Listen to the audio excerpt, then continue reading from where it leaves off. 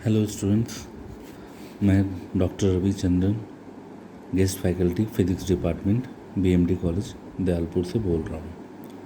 जैसा कि आप लोग देख पा रहे हैं कि स्टोक्स थ्योरम आपके सामने है। तो स्टोक्स थ्योरम का एक प्रॉपर नोट्स ऑलरेडी कॉलेज के वेबसाइट पे दिया हुआ है। आप लोग उसे डाउनलोड कर लीजिए और अच्छी तरह उसको स्टडी कर लीजिए। हम यहाँ पे स्टोक्स थ्योरम का वेरिफिकेशन या उसका एप्लीकेशन क्या है, वो उसे कैसे यूज़ करते हैं, उसकी चर्चा करेंगे। तो जैसा आप लोगों को याद होगा कि हमने डाइवर्जेंस थ्योरम पढ़ा था, या यूँ कहें गॉस डाइवर्जेंस थ्योरम पढ़ा था। तो उसका मतलब ये था कि उसका एप्लीकेशन ये था कि आप किसी भी सरफेस इंटीग्रल को वॉल्यूम इंटीग्रल में कैसे चेंज कर सकते हैं, या वॉल्यूम इंटीग्रल को सरफेस इंटीग्रल में कैसे चेंज कर सकते हैं, उसके बारे में था। तो यहाँ गेस कर सकते हैं कि यहाँ पे स्टोक्स थ्योरम में आप किसी भी लाइन इंटीग्रल को एरिया यानी सरफेस इंटीग्रल में कैसे चेंज कर सकते हैं, या सरफेस इंटीग्रल को लाइन इंटीग्रल में कैसे चेंज कर सकते हैं, इसके बारे में बताया गया है। तो आप इसको ऐसे समझिए कि अगर आपको लाइन इंटीग्रल से सरफेस पे जाना है तो स्टोक्स थ्योरम यूज़ कीजिए, और सरफेस इंटीग्रल से वॉल्यूम इंटीग्रल पे जाना है तो डाइवर्जेंस। आई होप ये क्लियर हो गया। ठीक है, तो ये स्टेटमेंट को मैथमेटिकली जो लिखा जाता है वो ये है कि ये हमारा लाइन इंटीग्रल हो गया। लाइन इंटीग्रल, तो integration of line integral of A vector. ठीक है, तो सिंगल इंटीग्रल है तो डी आर हो गया। और फिर जब सरफेस इंटीग्रल पे चेंज करेंगे तो इसी वेक्टर पे जिसका लाइन इंटीग्रल है उसका कर्ल लेते हैं। याद कीजिए कि जब हम डाइवर्जेंस गॉस में जब जाते थे तो गॉस डाइवर्जेंस में वो उसका डाइवर्जेंस लिया जाता था, यहाँ पे कर्ल लिया जा रहा है और डॉट डी एस कर दिया गया इसके जगह पे, और यहाँ पे सिंगल पे डबल इंटीग्रेशन आ गया। इजी। या अगर हम उस तरीके से पढ़ें तो सरफेस इंटीग्रल को लाइन इंटीग्रल में कैसे करेंगे, डबल है तो वो सिंगल इंटीग्रेशन हो जाएगा, और जिस वेक्टर का आपने कर्ल लिया उसको सिर्फ वेक्टर लिख दीजिए और डी एस की जगह पर डी आर वेक्टर लिख दीजिए। इजी। अब हम इस पर क्वेश्चन देखते हैं। ओके, तो स्टूडेंट्स आप देख पा रहे हो क्वेश्चन, ये एग्जाम्पल 44 में क्या लिखा है, प्रूव दैट। सिंगल इंटीग्रल है तो आप गेस कर सकते हो ये क्या है, लाइन इंटीग्रल। किस पे है, वेक्टर आर पे है। को क्या प्रूव करना है, 2 टाइम्स यानी डबल ऑफ सरफेस इंटीग्रल है डी एस। ओके, जहाँ एस के बारे में क्या पता है कि diaphragm enclosing a circuit C है। ठीक है, ओके। तो अब हम इसे कैसे स्टार्ट करेंगे, तो आप देख सकते हो कि यहाँ पे vector R cross D R vector है, और यहाँ पे तो लाइन इंटीग्रल जिस वेक्टर पे होता है वही वेक्टर यहाँ प्रेजेंट होना चाहिए, वो यहाँ तो है नहीं।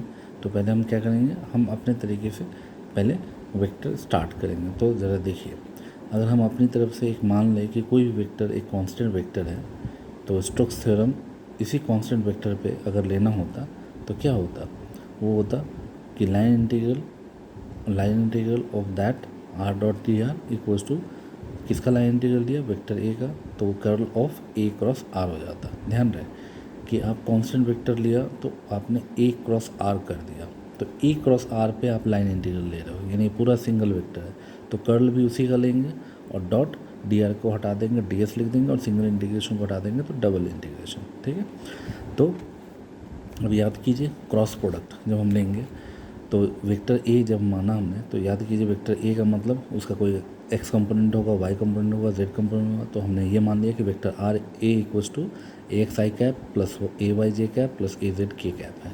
इसी तरह वेक्टर आर जो पोजीशन वेक्टर होता है उसका मान लिया हमने X I cap plus Y J cap और प्लस जेड के कैप।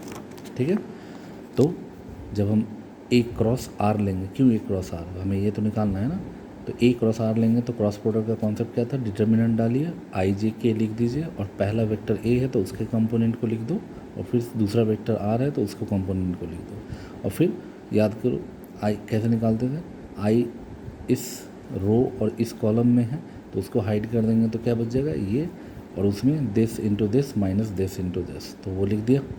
इसी तरीके से जे प्लस के बाद माइनस आता है तो माइनस जे, और फिर जे क्या है, जे है इस रो और इस कॉलम में, तो उसको हाइड करेंगे तो ये बचेगा तो उसमें, तो ये मल्टीप्लिकेशन कर दिया कैसे, दिस इंटू दिस और दिस इंटू दिस। इसी तरह के का जब इसमें हाइड करेंगे तो ये बचेगा, तो दिस इंटू दिस और दिस इंटू दिस, इस तरीके से हमारा क्रॉस प्रोडक्ट निकल गया। अब जब क्रॉस प्रोडक्ट निकल गया तो ए क्रॉस आर ही सिंगल वेक्टर है जिसका लाइन इंटीग्रल था, अब उसका सरफेस इंटीग्रल निकालना है। तो इसका मतलब हम क्या करेंगे, उस पर कर्ल निकालेंगे। तो कर्ल कैसे निकालते हैं, बस इस पर जो ए क्रॉस आर अभी आपने निकाला उसका डेल ऑपरेटर यूज़ कर लो कर्ल में, तो यानी डेल क्रॉस। तो डेल क्रॉस यहाँ पे ये पेज मुड़ा हुआ है, आप यहाँ पे समझ लो कि वेक्टर ए क्रॉस आर है। तो ए क्रॉस आर तो हम निकाल चुके हैं यहाँ पे। तो कर्ल डेल, तो कर्ल का मतलब डेल क्रॉस हो गया। तो फिर से डिटर्मिनेंट के कॉन्सेप्ट से आई जे के पहले डाल देंगे, ठीक है। फिर पहला वेक्टर डेल ऑपरेटर हो गया, तो del by del X, del by del Y, del by del Z, और जो हमने निकाला था ए क्रॉस आर का कंपोनेंट वो डाल देंगे। जब आप कंपोनेंट डाल दोगे तो मैं एक बता दे रहा हूँ, बाकी आप लोग देख सकते हो। ध्यान से देखिए कि आई वाला अगर जैसे ही हाइड करेंगे रो को और कॉलम को तो बचेगा क्या, सिर्फ ये वाला पार्ट। तो उसमें दिस इंटू दिस करेंगे तो partial derivative of this with respect to Y. तो ध्यान दीजिए partial derivative of this with respect to Y में करेंगे तो इसमें सिर्फ वाई वाला ही वेरिएबल होगा, बाकी सब कांस्टेंट होंगे। तो ए एक्स बाहर कर दिया, वाई का डेरिवेटिव 1। फिर इसी तरह एक्स और ए दोनों ही कांस्टेंट हो गया, क्योंकि एक्स कांस्टेंट हुआ तो एक्स बाहर, और ए वाई का derivative del A by Y आ गया, ठीक है। तो वो लिखा। तो इसका मतलब यहाँ पे y का 1 हो गया, ए एक्स बचा, और यहाँ पे x ए वाई। और ध्यान रहे ए वाई आप इसको कांस्टेंट वेक्टर माने हो, है ना।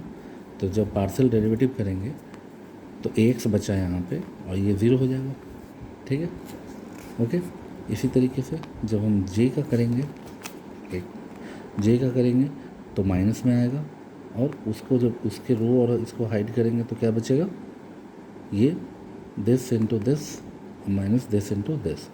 तो partial derivative of this function with respect to X जब हम करेंगे तो देख सकते हो कि y इस बार कांस्टेंट हो जाएगा, और एक्स चूँकि कांस्टेंट है तो उसका डेरिवेटिव 0, तो ये गायब हो गया। फिर a बाहर, a y बाहर, और x का डेरिवेटिव 1 तो माइनस है। तो इस तरीके से जब आप ओपन करोगे तो देख सकते हो कि ये आ जाएगा 2 टाइम्स ऑफ ए एक्स, फिर j का 2 टाइम्स ऑफ ए वाई, और k का 2 टाइम्स ऑफ ए जेड। ये आप करके देखना। तो फाइनली 2 कॉमन लेंगे तो बचेगा A X I cap, A Y Z cap, A Z K cap, तो फाइनली 2a वेक्टर आ गया। तो इसका मतलब कर्ल जो आ गया वो curl of A cross R vector 2a vector आ गया। तो हेंस हम कह सकते हैं कि line integral of A cross R vector dot क्या हो जाएगा, double integration of curl A के क्रॉस आर की जगह पर 2a vector dot D S आ गया, ओके। तो अब इसमें अब ये जो हमने ए इंट्रोड्यूस किया था उसके बारे में, तो इन scalar triple product dot and cross में भी interchange without altering the A. तो याद करो कि स्केलर ट्रिपल प्रोडक्ट में जैसे A dot B cross C होता है, तो आप उसको A B dot C cross A ऐसे करके चेंज कर सकते हो। तो इसका मतलब A dot R vector cross D R हो जाएगा इसकी जगह पे। स्केलर ट्रिपल प्रोडक्ट में आप ये चेंज कर सकते हो, मतलब क्रॉस यहाँ पे आ जाएगा, डॉट इधर आ जाएगा। तो इसको हमने शिफ्ट कर दिया, ठीक है। क्यों शिफ्ट किया अभी बताता हूँ। और ये यहाँ पे देखें तो 2 बाहर आ जाएगा, 2 बाहर आ जाएगा, ठीक है। और ए वेक्टर डॉट डी एस हो गया, ओके। अब ये क्या क्यों किया गया, तो ज़रा देखो, जब ए डॉट आर कर लिया गया तो ए डॉट आर, तो चूँकि ये कांस्टेंट है तो कांस्टेंट इंटीग्रेशन में नहीं होता है तो वो बाहर चला जाता है। तो ए वेक्टर को हमने बाहर ले लिया, और डॉट जब आर क्रॉस डी आर लिखा, और इक्वल्स टू 2a, यहाँ भी ए डॉट बाहर, और इंटीग्रेशन ऑफ ये। तो ए डॉट इधर भी है, ए डॉट इधर भी है, जहाँ पे ए आर्बिट्ररी कांस्टेंट था। तो अगर हम कंपेयर करें इन दोनों को कंपेयर करें तो ए और ए हट जाएगा, तो बचेगा क्या on comparing, vector are dot D are, यानी ये सिर्फ बचेगा, और इधर बच जाएगा 2 टाइम्स ऑफ डी एस। और इस तरीके से वेरीफाई हो गया। क्या हमें यही प्रूव करना था, आप जरा देख लीजिए, यही था, देखो प्रूव दैट, ये ठीक है। इस तरीके से गॉस स्टोक्स थ्योरम की मदद से हमने इसको प्रूव कर लिया। तो बच्चों आपको समझ में आ गया होगा कि स्टोक्स थ्योरम कब यूज़ करते हैं, जब आपको लाइन इंटीग्रल जब लाइन इंटीग्रल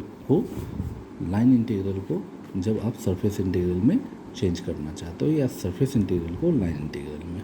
ठीक है, आपको ये कैसा लगा ये ज़रूर बताएं और इस पर ज़रूर प्रैक्टिस करें और कुछ क्वेश्चंस का बुक से देखकर या कहीं भी वेबसाइट से।